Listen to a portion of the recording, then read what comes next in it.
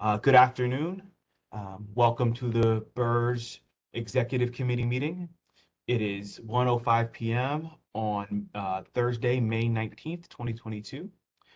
As a reminder, the BERS Executive Committee is being recorded and posted to the BERS YouTube channel. Before we begin, I'd like to call the roll. Russ Buckley. Present. You. Gregory Faulkner. Present. All right, thank you. John Matterich.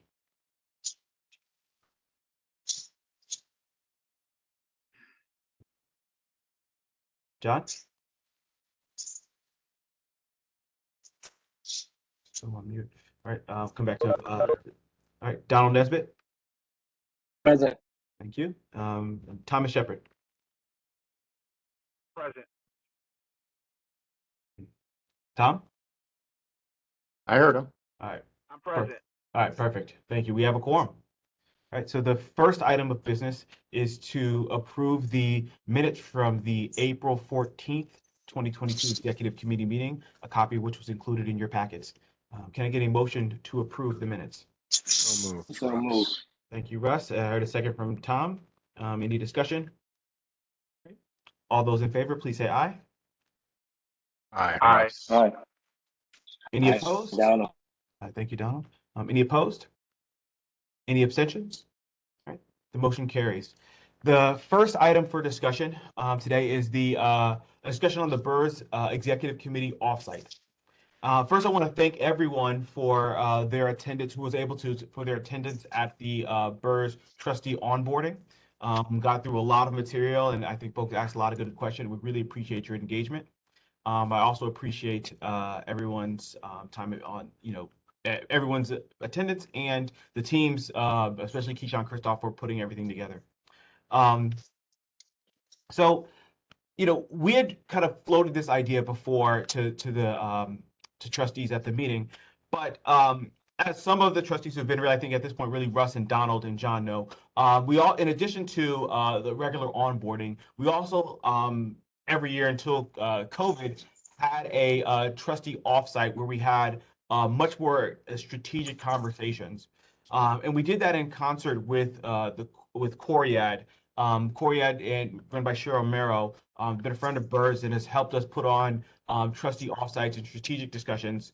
We've had discussions around the investment policy statement and putting it together. We've had discussions on environmental, social, and governance concerns, terminology, and more deep dives into asset classes, presentations from our consultants as well. So this year we were thinking of having the trustee offsite in conjunction and hosted by the Coriad Global Summit, Sunday, July 17th through Tuesday, July 19th. The summit is at the Biltmore Hotel at Coral Gables, Florida. Again, hosted as part of the Coriad Global Summit, which would take place immediately afterward, so July 20th through 22nd. And we see this really as an opportunity for more thorough discussion, education, and in-depth topics, both for executive committee members or those who would like to be on the executive committee. Given the level of responsibility, we think it'd be great for folks who want to be on the executive committee, and we'll talk to the full board about this if they were to attend and get kind of that in-depth discussion.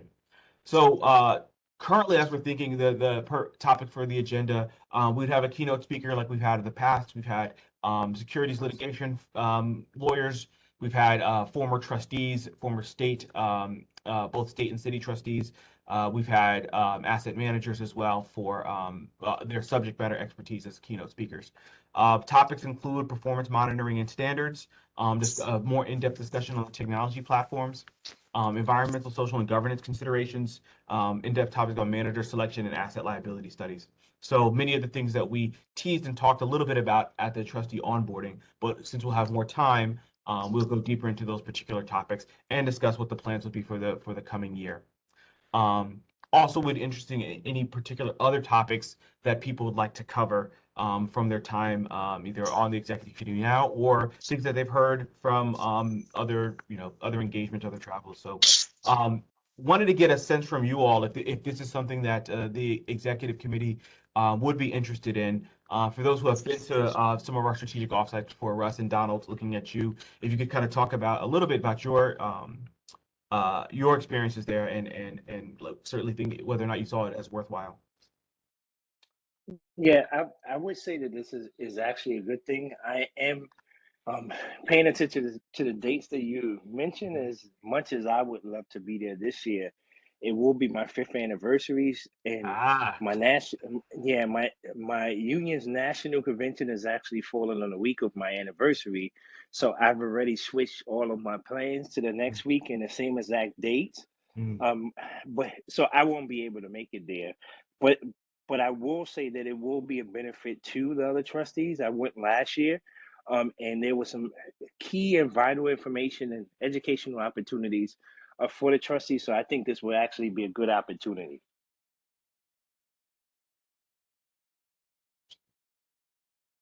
thank you, Donald.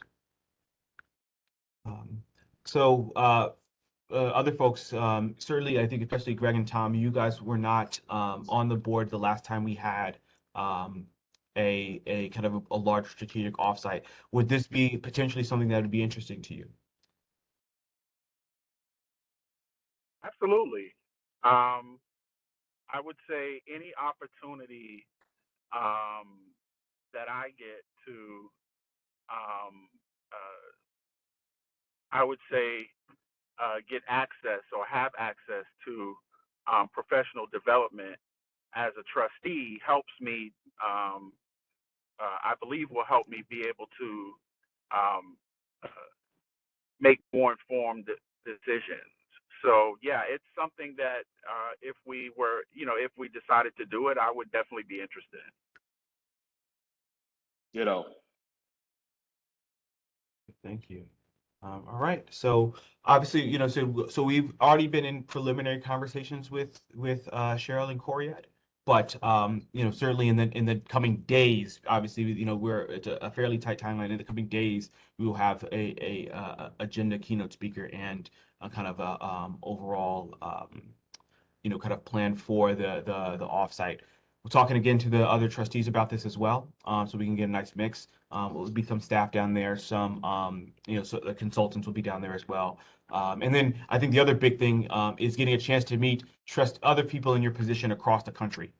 So often other systems will come to the Korea Global Summit from Texas, California, Florida, Illinois are the major ones. And so you get a chance to network with them. We think that's incredibly worthwhile to get to know other people in your position, what they've done, some of the kind of interesting, kind of either strategies or insights that they've had during their time as trustees. So just wanted to float that all to you all now, and then so we can kind of work on getting you an agenda and seeing if we get a good critical mass to have the offsite. This will be the first time we have the offsite in July. Typically, it would have been in January. Um, for the beginning of the year. But given the influx of new trustees, we think having one sooner rather than later would be beneficial. So any other discussion or kind of comments on that before we proceed to the next item?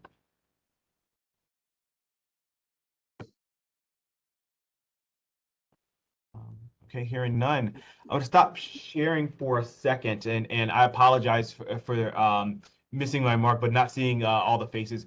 I want to introduce to the board, to the consultants, and to the rest of the staff at BERS the recently hired, well, recently onboarded deputy investment strategy director, Salil Mehta. He is on the call today. And hopefully you all get to see him in person should you come to the office. But Salil, if you could introduce yourself, tell a little bit about yourself to the group. Oh, great. Hello, everyone. I have about 18 years of experience. I worked on Wall Street, and then I went to Washington to work for Tim Geithner to lead the analytics arm of the TARP bailout program. I then worked to run a policy research department at PBGC, which is where I met Sandy, and then went to do some work in the technology sector, especially in fintechs. And also teach statistics at Georgetown and Columbia. And then full circle, Sandy introduced me to this position, and it's exciting to sort of regroup here in New York. Perfect. So Welcome, Salil. We're very excited. Already have more than a few projects that we're going to be working on together once everything's set up in the office. But we are incredibly excited to have Salil on board. I think he will be a fantastic addition to our team. And so hopefully, we'll be able to next month be able to meet in person and folks get to see just kind of the work that you'll be doing. So thank you, Salil. Cool. All right. So the next item on the agenda is a update on the global listed infrastructure search. Siegel Marco will be and Vanessa Vargas will be giving us an update on the search. As a reminder, we launched this notice of search RFP in December 2021, the first independent search for a listed infrastructure. So, Vanessa.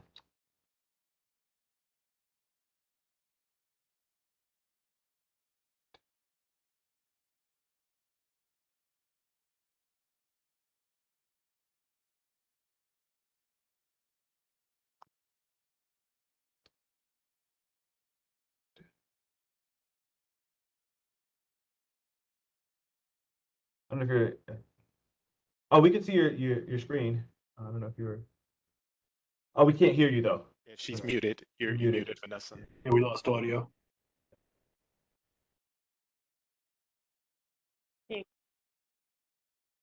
Try one more time. You're cutting in and out. Yeah, we're hearing you, but you're cutting in and out. You're hearing something.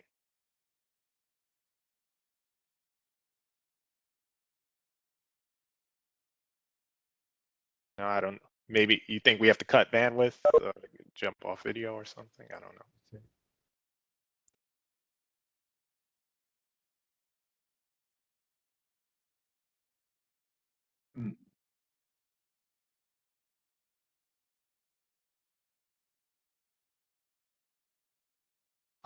Did we lose the video too? No, cannot hear. Still can't hear you. Still can't hear you, Vanessa. So no, it wasn't the video.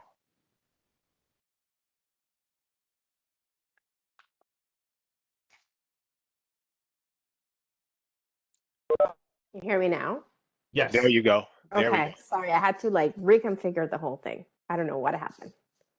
So let me try to share again my screen. Okay, can you see it now? Yes. Okay, Can hear perfect. Thank you. Good. I was worried I was Um, gonna have to do it for Kristen. Okay, so as Antonio mentioned, we started doing the listed infrastructure RFP. We received all the answers, and this is a presentation that will go through the initial scoring for the managers that responded to the RFP. And please stop me as I go through it with questions. So the first part of it was ranking or rating the organizational part of the firms. And as you can see on the top, we received answers from 6 firms. And Brookfield, Cohen and Steers, CBRE, Morgan Stanley, Duff and Phelps, and First and Tier. We had a number of questions, main categories. Can you still hear me? Okay. With the main categories that you can see on the top in the bars. And this is how we scored the different firms. You can see here that for some categories that we thought were a little bit more important, like or the organization and its stability, the structure of the team, and the experience, as well as items like ethics, compliance, diversity, we gave them a little bit of a higher scores, and operations, of course. The 3 firms that from an organizational perspective scored the highest were First and Tier, Duff and Phelps, and CBRE. The reality is that across all managers that responded, they all have significant assets in infrastructure. And there were 2 firms really that had more diverse teams, First and Tier and Cohen and Steers.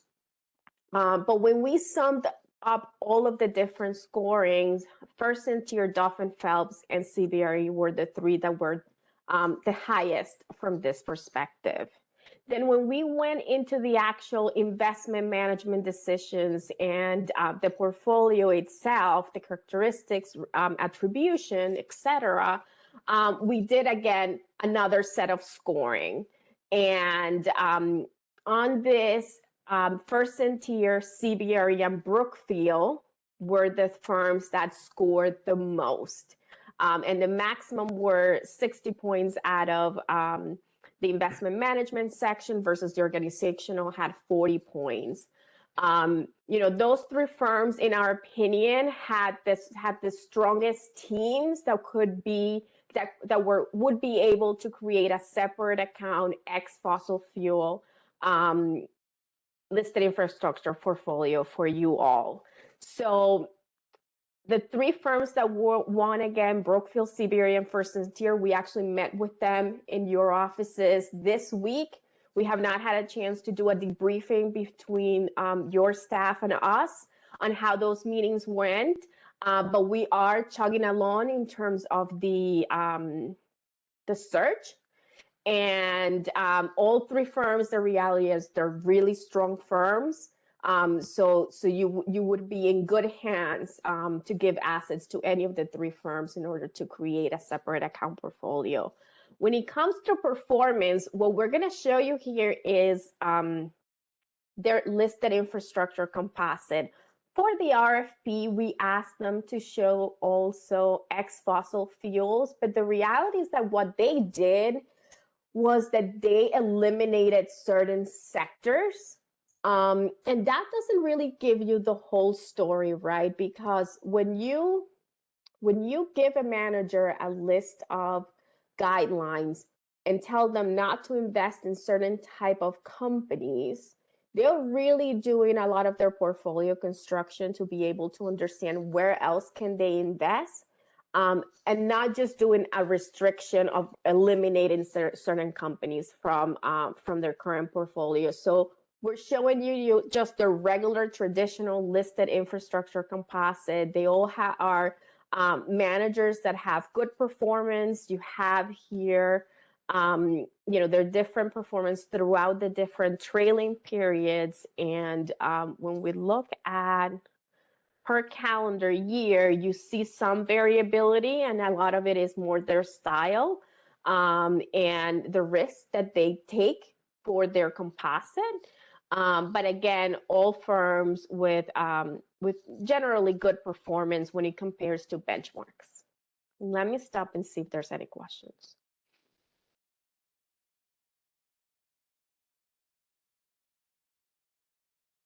I'm just going to stop sharing so I can see faces because I can't see faces.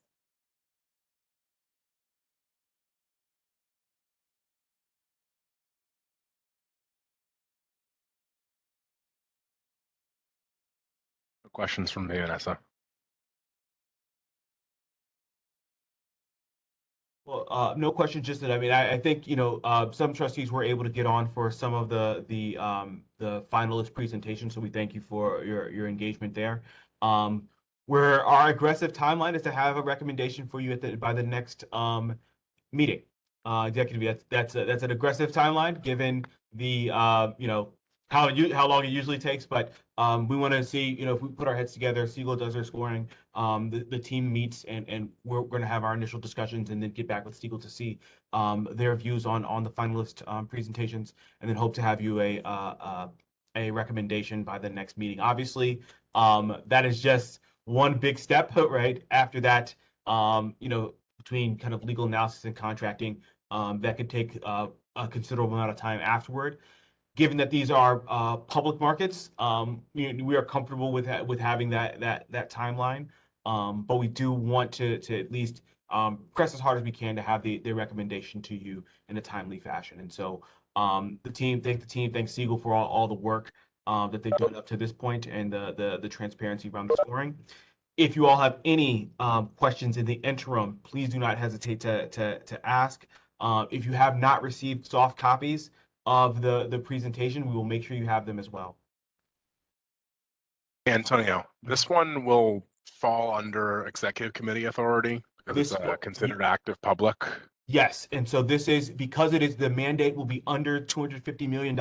It falls under the executive committee's authority, and so this committee has the right to make the not just the a recommendation to the full board, but can actually Do the full approval. yeah. Mhm. Okay, even though it's placeholder for the private market, it is an active public market Yes. manager. Mhm. Okay, thank you. Right. Thank you for the question, President. Thank you, Vanessa, for the presentation and the update. So we'll go to the last item for public session. That is, I just want a follow up to a presentation you gave last month on the technology platforms. And so, kind of talked about what they did, but follow up question was around kind of their costs. And, I gave kind of general ballpark figures, but wanted to just give you an idea about the current cost of the current investment office platforms that we use. And again, I'll work through both the platform and the purpose. So right now CAISA, as you all know, is our investment book of record and portfolio analytics. The current run rate is 96,000 per year. That the general costs are somewhere between 96 and 115, 116 for the life of the contract. Diligence vault, the manager research and workflow is at $35,000 a year. Upmonth, which is document management, is $12,000 to $15,000 per year. And Clarity AI, which is our public market ESG platform, is 26,000. So this does not include databases, which are a separate category. These are just our platforms that we use for portfolio, either qualitative or quantitative analysis. Total amount $169,000 is the run rate for those 4 platforms. For the KPX Global Private Market ESG Consulting and Platform, there's $125,000 on the one time, obviously much more expensive than the platforms we use. Private market analysis tends to run a bit higher. I think, at least for the platform, from my understanding, the run rate will run somewhere around $40,000 a year. So the one time that includes the consulting and analysis will be $125 in the development of the metrics. So that's important in the engagement to help develop those metrics. But then the run rate for the platform, I think, should we go forward with them, it would be 40,000 around then. Any questions on that? But I just wanted to make sure I did give a better update on the actual cost to the platforms that we're currently using. I appreciate it, Antonio. You said we're excluding databases. Yes. So is that like Barrow One? Yeah, so that's a for us, eVestment and PitchBook. Those investments around $22,000 a year. And then the for PitchBook we're at 25,000 a year for the databases. Okay.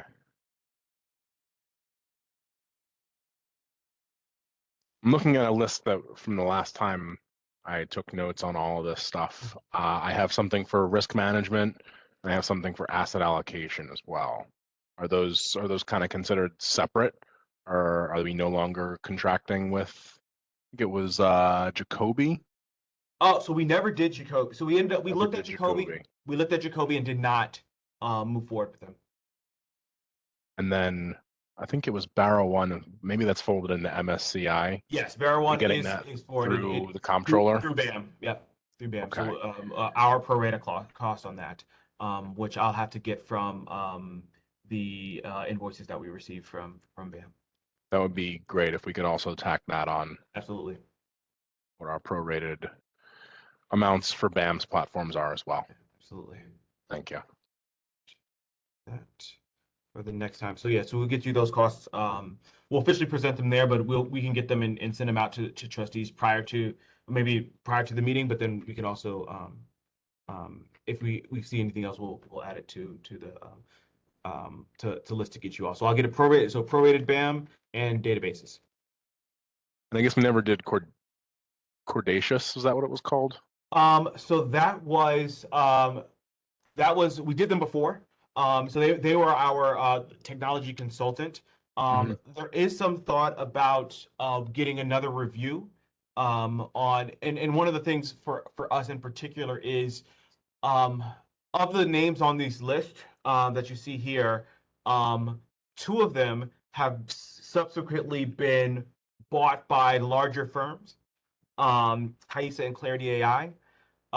Diligence Vault and Upmonth are still independent, but one of the things we've been running into is what is this what does the universe look like now that larger firms have bought these platforms, and we're seeing, I mean, from certainly a contracting side, much more aggressive companies given their size, given what they pay for these platforms. So, you know, part of me is sort of, all right, we liked a lot of it. Every single one of the firms that are up here were independent. They were kind of hungry. They were kind of on the cutting edge, I would say, of a lot of the of analytics. And now with kind of the larger systems, kind of larger platforms buying them, you know, certainly there's, I think you know, we've already seen a bit of rollback in analyst services as a part of that. And so thinking about how do we engage and understand what the marketplace looks like now, that it's changed over the past 3 to 4 years, and we've started to see some up and coming firms that have spun out. There's an interesting one that does legal analysis that we're going to be having a conversation with in the next few weeks. There's one that does, there are newer ones that do all in one. So take Caisa, Diligence Vault, Upmonth, all in one, and at a better, I think, with better analytics than we've seen from the first generation of all-in-one platforms. And so that's still on the horizon though. But that the thought there was, if we did need to have a kind of a general technology overview again, that we would have some space for that. Okay, great. Hi, Thank this, you. oh, sorry. Go Hi, ahead, this Tom. is Tom. Mhm. I have two questions, maybe this is kind of layman's questions, right? So, are the costs that we're talking about here, these are the costs associated with accessing the platforms, right? Yes. And then there's a cost for like the databases for these platforms that's a separate cost. So the databases are separate from these, and the reason I separated the databases from this is because, so for instance, eVestment is a, in particular, a very special case because it is kind of baked into our selection process. A manager cannot apply for a New York City, a public market manager cannot apply for a mandate without having their without having their information and performance information in either eVestment or a consultant's proprietary platform. So that one is, I think, kind of almost a separate case. And then with the private market ones, we get access through Axia for the ones that they do diligence on or have done some reports on. But if we want to look at the full universe, in addition to the ones that our consultants are either doing some work on or have done work on in the past, we select a platform there, but those are not connected to the what I would deem our investment office platforms that really fall into two camps: either quantitative analysis on the portfolio or qualitative analysis on investment managers.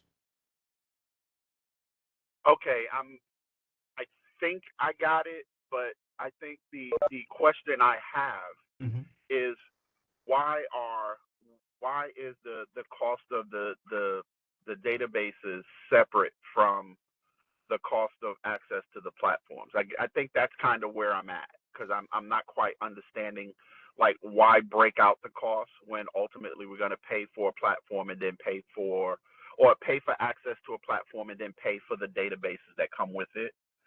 I think one just kind of gives me a clearer picture of what our investment in the platform and the information actually is. So I'll include it next time, but the reason it's separated is because I think the databases. So we don't do any I separated kind of, these are the platforms that I would say are where we do our work, and the databases are where we look up. But I'll include those in a separate a kind of separate communique to you all. But so at the time I'd separate them because I wanted to separate where we do analysis versus where we find information. But yeah, I will send you all an update with those two items added into the total. Thank you. I appreciate that.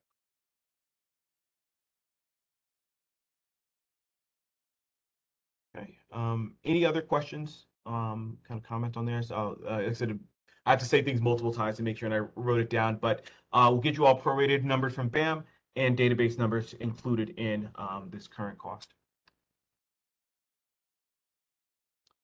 Right. So that was the last item that we had for public session. If there aren't any more questions, if not, then the next items on the agenda are discussions on investment managers and investment funds. So we need to discuss them in executive session. Can I get a motion to go to executive session? So moved, Tom. Thank you, Tom. Second. Second, Russ. Thank you, Russ. Any further discussion? All those in favor of entering executive session, please say aye. Aye, Russ. Aye, Tom. Aye, John. Thank you. Any opposed? Any abstentions? All right. Motion carries. We are now in executive session. Karen, can you pause the recording, please? Okay, recording has resumed. You may proceed. All right. Thank you. I'll report out of executive session. In executive session, the executive committee approved 2 commitments to the private infrastructure portfolio. In executive session, the executive committee approved 1 commitment to the private equity portfolio. In executive session, the board approved 1 commitment to the private real estate portfolio. And finally, in executive session, the board approved 1 commitment to the opportunistic fixed income portfolio. We have no other items to discuss for the executive committee. Just need now a motion to adjourn. Russ. So moved, Tom. Thank you, Russ. Second, Tom. Thank you. Any further discussion? All those in favor, please say aye. Aye, Russ. Aye, Tom. Aye, John. All right, we have I think the ayes have it. We are officially adjourned.